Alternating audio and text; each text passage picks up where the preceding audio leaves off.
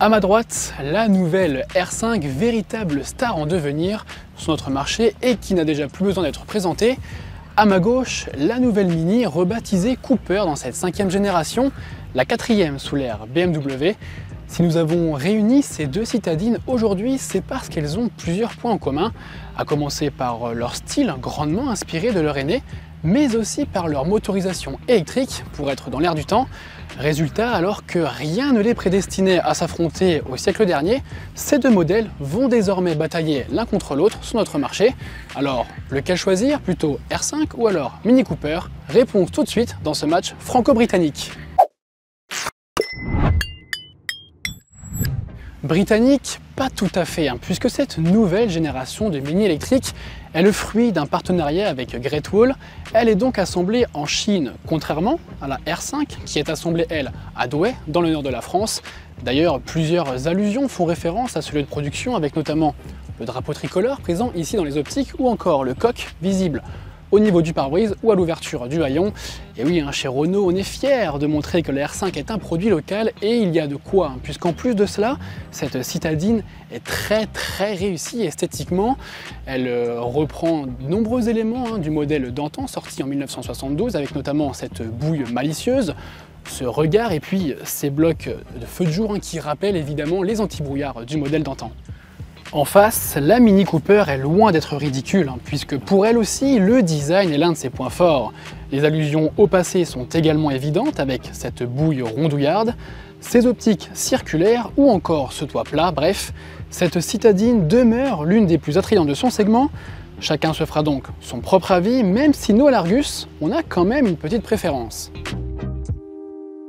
Bon, le design, c'est sympa, c'est vrai, c'est même le premier critère de sélection aujourd'hui, mais il peut ne pas suffire si le véhicule ne comporte pas d'aspect pratique. Oui, même chez une citadine, ça compte.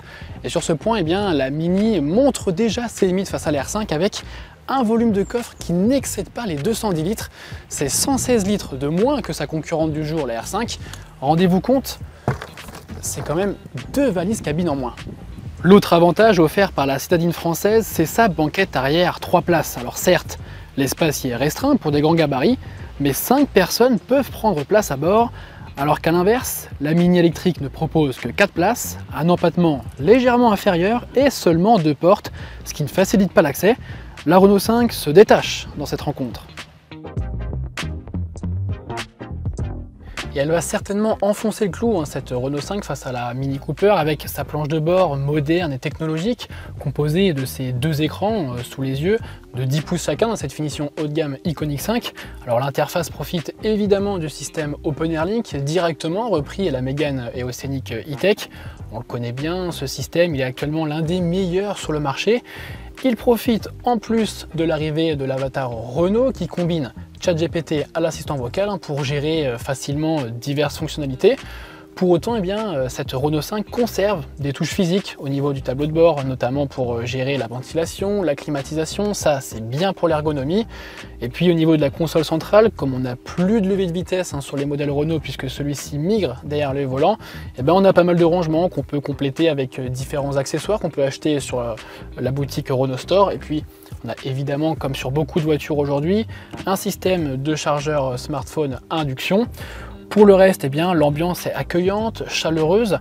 Elle renvoie là aussi au modèle d'antan avec notamment cette décoration juste ici devant le passager. On a aussi le nom Renault 5 affiché. Franchement, c'est pas mal. Et là, une nouvelle fois, le pari du néo-rétro est réussi.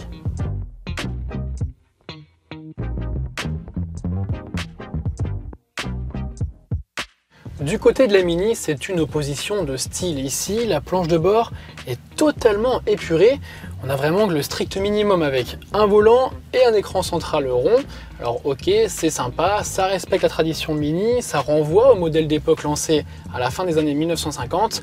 Mais côté ergonomie, on repassera, puisqu'à défaut de bénéficier par exemple d'un affichage tête haute de série, il faudra quitter les yeux de la route, notamment pour surveiller sa vitesse. Et puis cet écran, il centralise désormais quasiment toutes les données, toutes les informations. En fait, en touche physique, on a seulement le bouton pour régler le volume, les modes de conduite, le sélecteur de vitesse. Heureusement, on a un bouton raccourci pour gérer les nouvelles aides à la conduite qu'on peut désactiver. Et c'est à peu près tout, on est vraiment dans un intérieur minimaliste. Là pour le coup, il n'y a pas photo, hein, c'est avantage à la R5.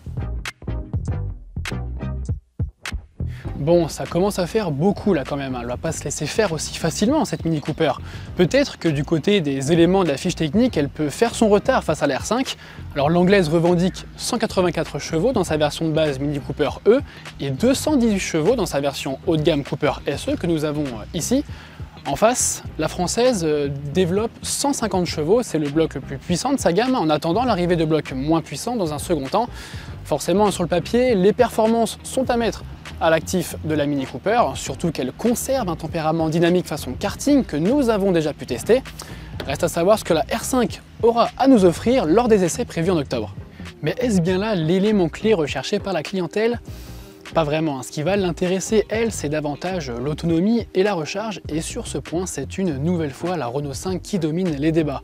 Elle profite d'une batterie de 52 kWh pour une autonomie annoncée à 400 km, tandis que de l'autre côté, la Mini Cooper dans sa version de base s'équipe d'une pile de 40,7 kWh pour une distance à parcourir de seulement 300 km. Alors oui, on peut toujours passer à la version supérieure, dotée du bloc plus puissant et d'une capacité de batterie plus élevée qui offre une autonomie comparable à celle de la R5, mais le budget en prend un coup et le match est déséquilibré. On y reviendra plus en détail juste après. Avant cela, un point sur les temps de charge, ils sont les mêmes pour les deux modèles, 4h30 pour recharger sur une wallbox à domicile pour la R5 et la Mini Cooper E, et environ une trentaine de minutes pour passer de 10 à 80% de batterie sur une borne rapide. Mais n'oublions pas que la R5 profite d'une batterie plus grosse et accepte 100 kW de puissance en courant continu, quand l'anglaise, elle, est limitée à 75 kW, ce qui veut dire qu'avec la R5, vous irez plus loin et vous attendrez moins longtemps à la borne qu'avec la Mini. La Renault 5 achève de séduire avec son chargeur bidirectionnel disponible sur ses versions haut de gamme qui permet d'utiliser le courant du véhicule pour alimenter ses petits appareils électroniques grâce à la technologie V2L ou bien alors de réinjecter de l'électricité dans le réseau via la technologie V2G. Design, habitabilité, technologie, autonomie, recharge, bref, cette R5 est décidément bourrée de qualité, mais le juge de paix reste évidemment le prix. Cette R5 s'achète à partir de 33 490 € en finition de base techno, c'est à peine moins que les 34 000 € de la version de base de la Mini Cooper dans sa déclinaison Cooper E, mais l'anglaise offre des arguments moins intéressants comparés à la française, et puis surtout elle facture ses versions haut de gamme jusqu'à 50 000 €. C'est 15 000 € de plus que la version haut de gamme Iconiq 5 de la R5. Et puis surtout, la française abat une carte qui fait plier le match, puisqu'elle bénéficie du bonus écologique de 4 000 €, alors que l'anglaise n'en bénéficie pas en raison de son lieu de production. Et puis surtout, elle doit désormais composer avec une taxe douanière qui a explosé avec la nouvelle législation qui est entrée en vigueur en juillet. Et puis sans oublier la version à moins de 25 000 € qui devrait arriver en 2025 sur cette Renault 5. Là pour le coup, elle est imbattable, cette citadine française. Vous l'aurez compris, la Renault 5 confirme les pronostics et remporte haut la main cette rencontre. La citadine française risque de faire très mal à la concurrence sur le marché des petites citadines électriques. Elle dispose de tous les arguments de vente nécessaires pour aller piquer des parts de marché aux autres constructeurs, notamment au premium. En fait, cette R5, elle est le modèle qui doit permettre à Renault de monter en gamme. Et pour le moment, elle est bien partie pour. J'espère que cette vidéo vous a plu. Moi, je vous invite à vous abonner à notre chaîne YouTube Largus.fr ainsi qu'à nos différents réseaux sociaux pour ne rien manquer de toute l'actualité automobile. Et je vous dis à très bientôt pour une nouvelle vidéo. Ciao!